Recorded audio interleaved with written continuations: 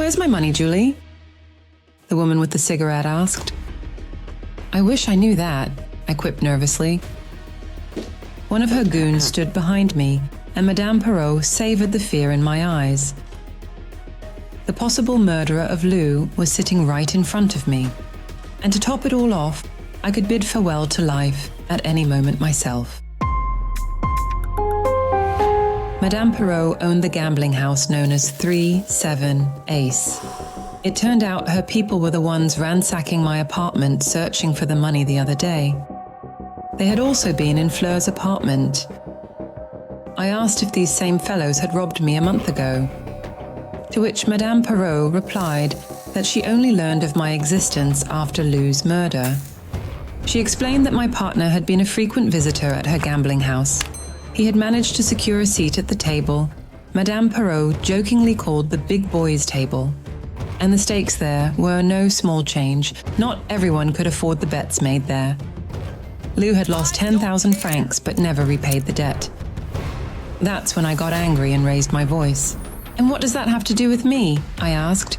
You should have found your money first before killing the debtor. Madame Perrault confirmed that she had been in Lou's room on the night of the murder, but she also insisted she didn't kill him. It was a friendly visit, she said. We just hinted to him that bad things might happen to debtors. Well, at least that explained the bruises on Lou's body. Madame Perrault was convinced that, as his partner, I should know exactly where he might have hidden the money. And if his lover Fleur took it, then it was my job to find her.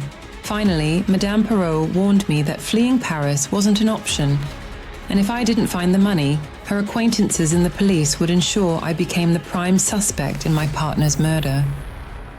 I stumbled home, dazed. At my door, I found flowers and a note from Gervais with apologies and a hope to see me again. But I wasn't in the mood for that. I tried to figure out what to do. I was a con artist after all, not a detective. Eventually, I drifted off to sleep, hoping to come up with some plan of action in the morning. The next day, the note from the handsome detective caught my eye, and I realized he could come in handy once more. The best approach to deceiving someone is to tell almost the truth, slightly changing some details and shifting the focus. So I confessed to Gervais that I had problems with Madame Perrault because of my friend Lou, and that I had to repay his debt. That's why I needed to find Fleur Molinier, who might have his money. It worried Gervais, but he liked being a hero in my eyes. He wanted me to officially report to the police, but I explained it was too risky for me. As such, we headed towards the central station. Thanks to Gervais, we learned that, in the past month, neither Fleur nor Lou had bought tickets to Spain or anywhere else. I continued to ponder where Fleur could have gone if she hadn't left Paris, and then I thought I could use help from Daniel, who seemed to know everything about everyone. He told me that, before her affair with Lou, the singer had been the mistress of a wealthy American writer. After several hours of speaking to various people, we had a rough picture of his daily routine, the days he taught, the places where he drank coffee in the morning and lunched and dined, etc. But no matter where we went, he was nowhere to be found. Tired, Gervais and I decided to eat at an Asian restaurant. I placed my order and thought about who could help me get out of Paris without Madame Perrault noticing. I glanced at Gervais, wondering if he could help me. He caught my gaze and smiled gently. Just then I saw a waiter carrying an unusual dish adorned with flowers. There was also a cup of coffee on the tray. I stopped him and asked, "Is that by any chance curry with coconut milk and flowers of Indonesian rice? The coffee must be with cardamom, right?" The waiter confirmed, but noted that this dish, unlike the original, contained no onions or garlic. He was taking the order to tables with private screens. I followed him. Behind one of the screens, Fleur Molinier sat.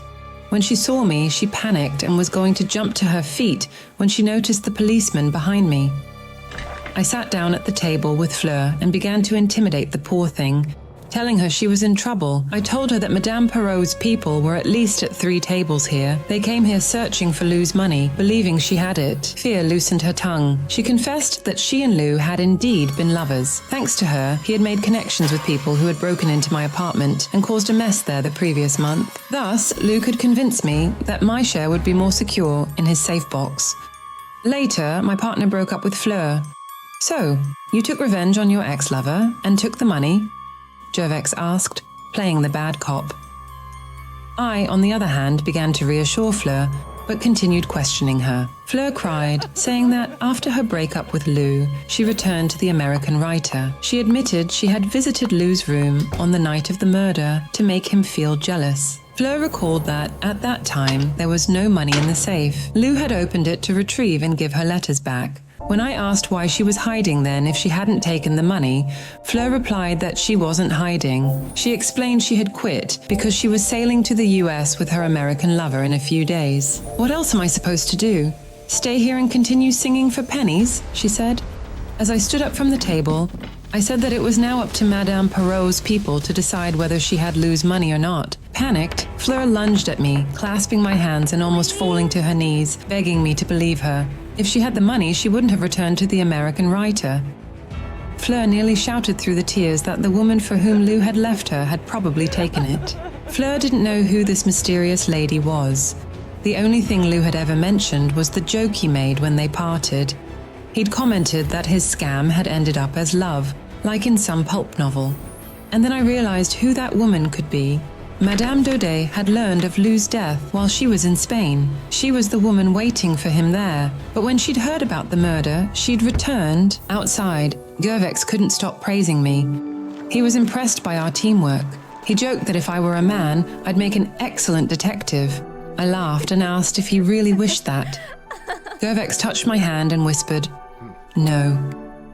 The next day, I tried to figure out my further steps.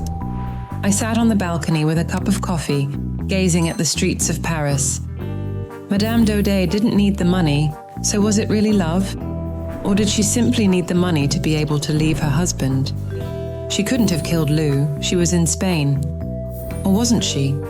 Could all of that be a fabrication? Gervais interrupted my thoughts. He put his arms around my shoulders and asked me how I slept. I offered him coffee. Then he said he had an idea. When the police spoke to the hotel staff, they discovered that no one had checked in or out of the rooms on the day of Lou's murder. While those who stayed there permanently weren't officially registered, the staff confirmed that no one entered or exited the hotel during the night.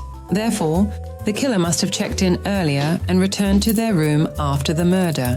Everyone would recognize a woman like Madame Daudet, the wife of the banker and well-known patron. She couldn't have checked in under a different name. Overjoyed, I kissed Gervais and quickly started to get dressed. Within an hour, we were back at the hotel, and my handsome detective obtained permission to review the registry.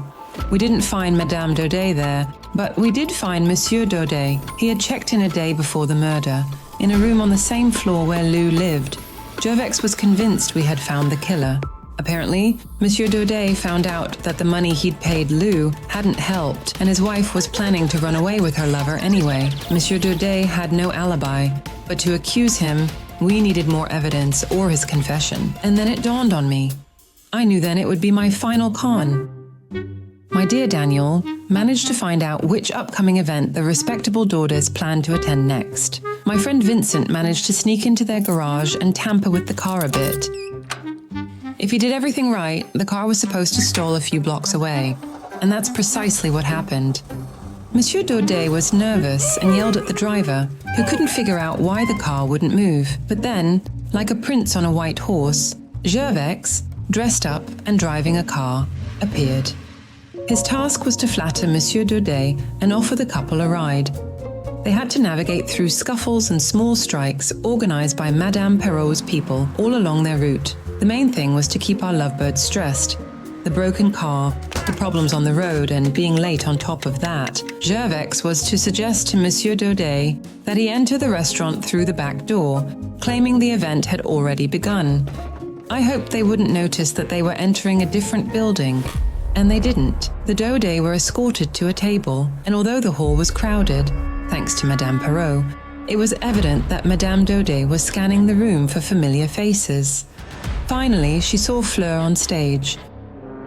The rest depended on the singer's acting skills. Fleur stopped singing abruptly, and the musician stopped playing slowly. Then, with tears in her eyes and looking at Madame Daudet, Fleur shouted, "Murderer!" Instantly, she rushed off the stage and grabbed a knife that lay on a nearby table. Her eyes wild, she lunged at Madame Daudet. I watched it, smiling, because even I couldn't have acted better. People began to rise from their tables and flee. Panic ensued in the room. Next, the crowd was to separate the couple so that Monsieur Daudet would be as far away from his wife as possible. And it worked. Fleur grabbed Madame Daudet and knocked her down to the floor. She screamed about how she'd loved Lou and how Madame Daudet had cruelly murdered him. And then Fleur pressed the knife to the other woman's throat. At that moment, just as I hoped, Monsieur Daudet broke away from the crowd and shouted that his wife was innocent, and it was he who'd killed the bastard. Gervais immediately approached Monsieur Daudet, handcuffed him, and escorted him out of the building. He had the murderer's confession, albeit not entirely by the book, but that was his problem now. However, Madame Perrault didn't have what she had agreed to help in exchange for. She dispersed her people and repeated her question to me. "So, where's the money, Julie?" she asked. "It's in Spain. Isn't it, Madame Daudet?" I asked, and the woman nodded with tears in her eyes, saying it was with her sister in Barcelona. Madame Perrault sent her people to accompany Madame Daudet to retrieve the money, promising me to return my share. Gervais did manage to obtain a more legally sound confession from the murderer. Eventually, I confessed to my handsome detective how I really made my living. But by that point, he was already hopelessly in love. And as much as he probably hated to admit it, he had fallen for a con artist who, in her turn, had fallen for a policeman. Later, Gervais resigned from the police force, and his detective skills, combined with my wit and experience as a con artist, helped us create a private detective agency.